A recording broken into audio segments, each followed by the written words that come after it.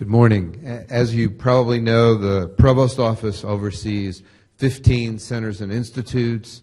They're guided by the fine work of Vice Provost Carol Tressolini, who's here in the audience. And among those are the planetarium and the botanical garden and the art museum. But there are several very, very special programs that relate to our centers. Several of them are the Women's Center and the American Indian Center and the Sonya Hayes Stone Center for Black Culture and History. And this morning we're going to highlight the Stone Center. And to do that, we've asked its director, Joseph Jordan, to come and speak with us. And Dr. Jordan, going to give you a little information about his background. He has a doctorate in African Studies from Howard University. He's been with UNC since 2001. His path to come to UNC is really interesting. He administered a research library on African American culture and history in Atlanta, Georgia, before he arrived, and he also was a faculty member at Xavier University in New Orleans, and was, interestingly, the founding chair and a professor of African and African American Studies at Antioch College in Ohio. Joseph has a fascinating combination of interests, transiting between race, identity, and artistic expression. And it's that combination that I think he has actually stamped in a wonderful way on the Stone Center. So, with no further delay, Joseph. Good morning, and thank you for an opportunity to say a little bit about the Sonya Hayes Stone Center for Black Culture and History.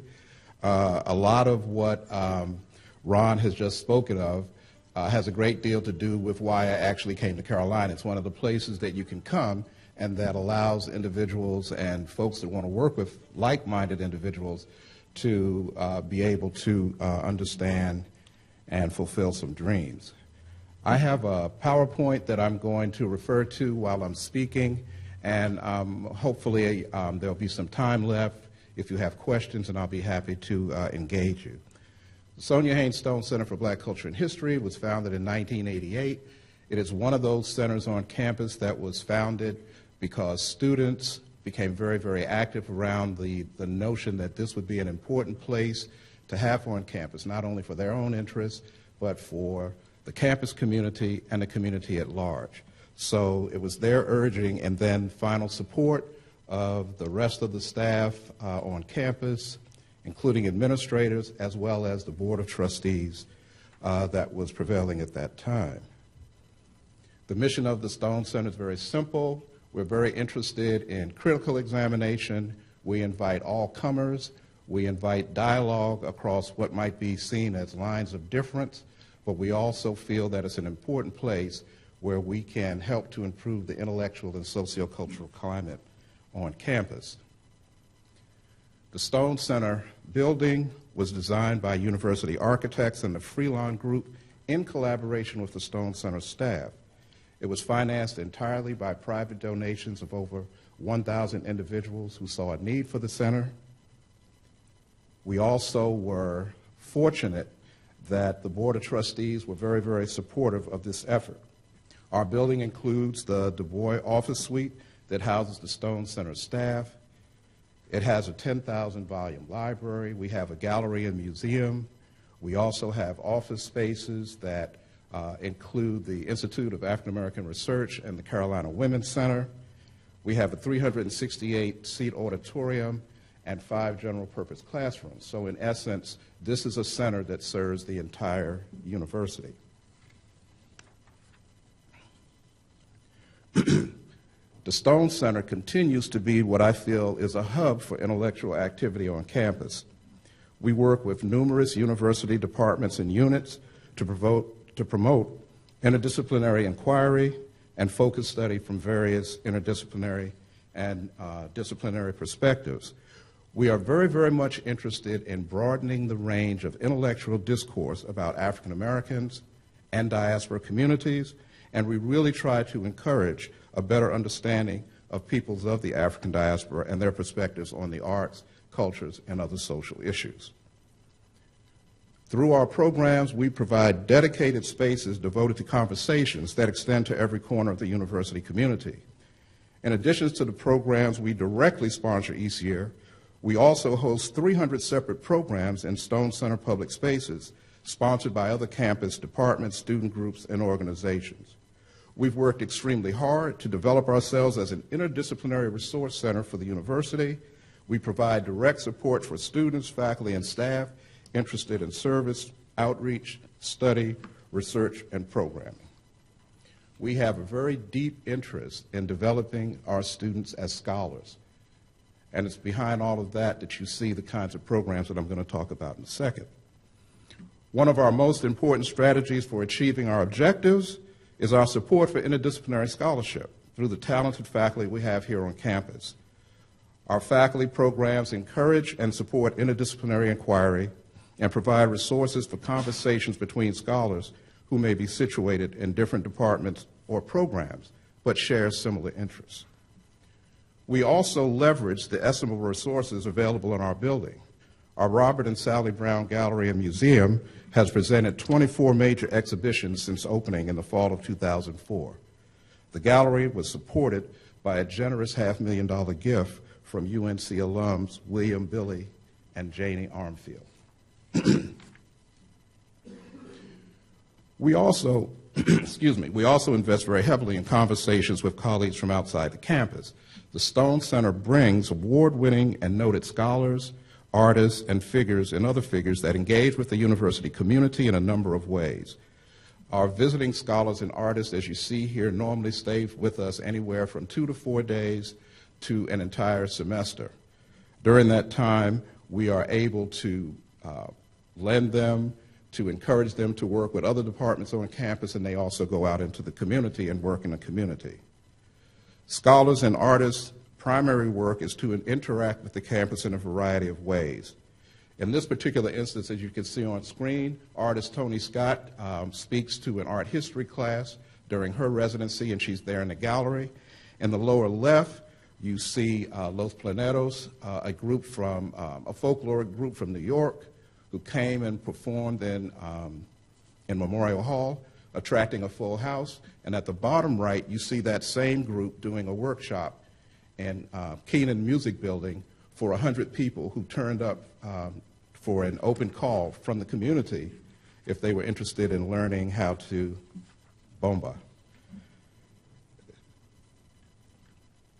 The greatest value of our scholar and artist program can be understood when we consider that UNC faculty and students are able to take advantage of this opportunity for direct interaction with these world-class visitors in both workshop situations and in one-on-one consultations.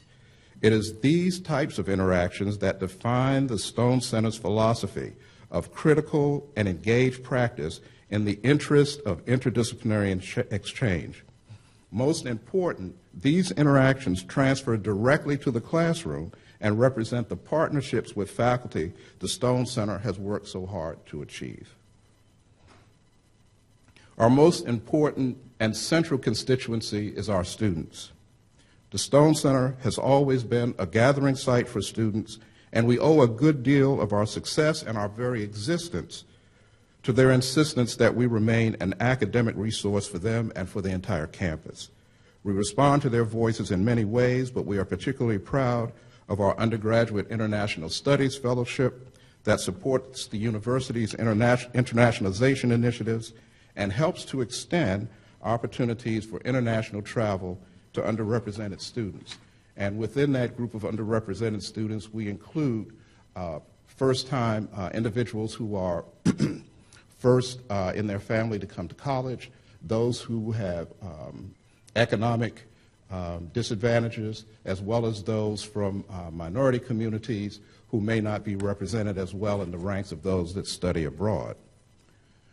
Other opportunities include the Shawn Douglas Leadership Fellows Program, which provides internship opportunities in planning and managing arts, cultural, and academic programs. Shawn Cedric Douglas, a Charlotte native, was a 1995 econ grad of the university. He achieved the rank of major in the U.S. Army, but his untimely death in May 2008 moved his friends and family to establish this fellowship to support undergraduate students in their efforts to gain professional development experience through the Stone Center. To date, we have awarded 15 fellowships since this award was implemented in 2010. Students also take the lead in connecting the Stone Center to the community.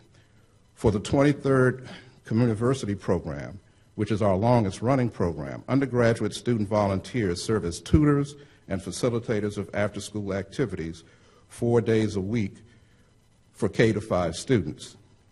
An exciting new element of the Communiversity program are the culinary skills classes that are held at the Lantern Restaurant, where 4th and 5th graders learn how to plan, prepare, and manage healthy meals. You'll see there at the top right that one of the highlights of the winter period is that those kids made Thanksgiving dinner for their parents, and that's the sort of indication of how far they've come. I want to end by saying that the Stone Center is a practical example of what can happen when the university finds value in a center of this type. We foster collaboration and cooperation across units on campus. I can say to you that when the Stone Center staff took occupancy of the new building on behalf of the university, we readily accepted this challenge, and we continue to work to overcome organizational, logistical, and any other kind of arbitrary boundaries that might exist on campus and between the campus and the community. On behalf of the staff of the Stone Center, on behalf of Stone Center fellows and our current fellows and associates, I'd like to thank you for this opportunity. I'm very, very happy to answer any question or questions that you might have about the way that we operate, what our future plans are, and anything, actually. Thank you. Yes. To be the next, sort of looking into the next year and beyond, to be any major initiatives or plans from the center? Well, right now we are still, I think, not fully able to accommodate all of the faculty, staff, and students who come to us who want to be engaged and involved. At one point, we also had a community fellows program, but because of the difficulty of continuing to support that kind of program, a program on campus, we had to cut back. So what we really want to do is we want to expand these existing programs and I guess sort of institutionalize them in ways that they are able to operate without concern from year to year to year. The Stone Center, despite the fact that it's been here since 1988, is still a fairly young center, if you think about it. So the kind of maturity that we hope to achieve over the next 5 to 10 years will see an instantiation of those programs in ways that makes them very, very stable and much more open to a wider audience.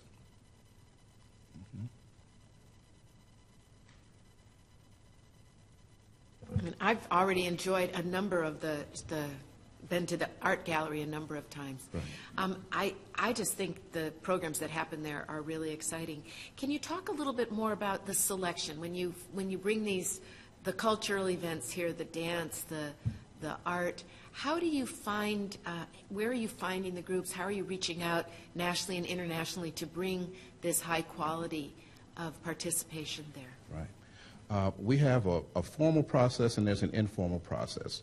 One of the good things about Carolina alums is that they keep their eyes open and they are very vocal about things that they're excited about. So we get a great deal of information, recommendations, et cetera, from those kinds.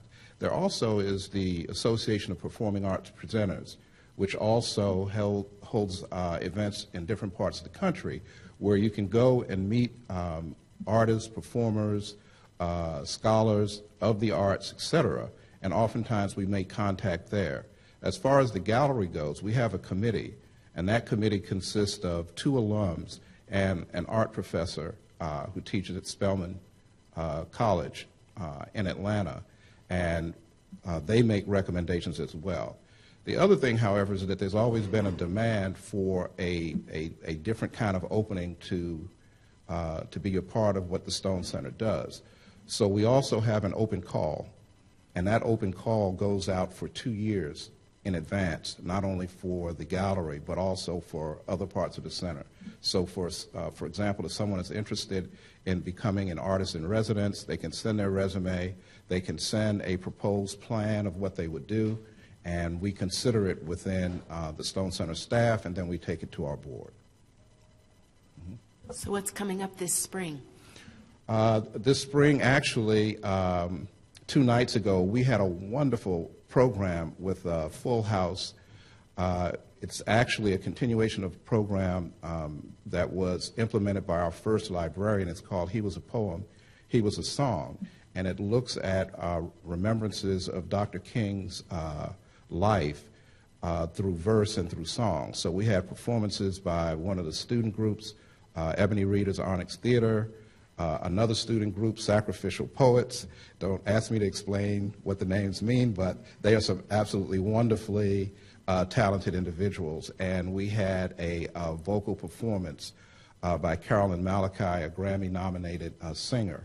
On this coming Thursday, the gallery opening with actually with an artist and his wife. He's a visual artist, she's a poet, and they work together. So as they create, you have 2 creations that come into being, and that will open on the 29th. We also are collaborating with the Institute for the Arts and Humanities for a blues concert on the 31st, and this is also the term where we focus students and the campus community on some of the newer intellectual trends that are coming out, and that's our authors discussion series. So we have a series of 3 discussions in association with the Bull's Head, where we bring authors in who are doing cutting-edge work. We have discussions with them there, and we also allow the Bull's Head to get a very, very lucrative opportunity to sell additional books while the authors are there. So there are a number of events of this type coming up, but those are the main events. We also have the graduation for Communiversity in April, which is an annual event as well. Thank you. Yes.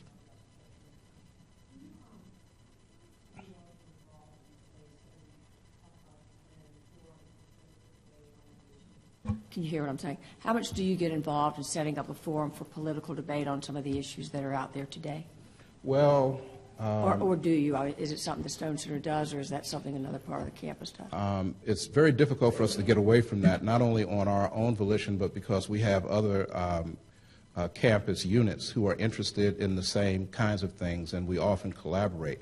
And I would say that at least 30% of what we do consists of collaborations with other units.